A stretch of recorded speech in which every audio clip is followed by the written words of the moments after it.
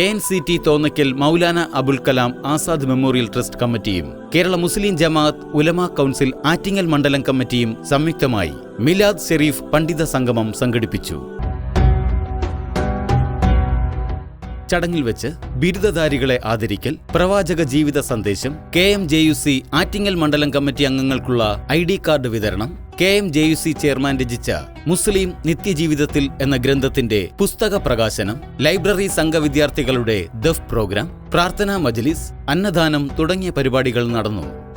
Chairman Alhaj MM Badaruddin മൗലവിയുടെ അധ്യക്ഷതയിൽ നടന്ന ചടങ്ങിൽ അൽ ഹാഫിസ് ത്വാഹ മൗലവി ഖിറാഅത്ത് കർമ്മം നിർവഹിച്ചു.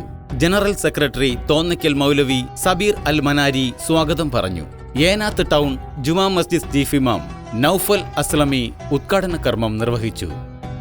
മണക്കാട് ഇൻഷാദുൽ അനാം ജുമാ മസ്ജിദ് ചീഫ് ഇമാം ഉള്ളാട്ടിൽ മൗലവി അബ്ദുൽ ലത്തീഫ് അൽ കൗസരി നബിദിന സന്ദേശം നൽകി.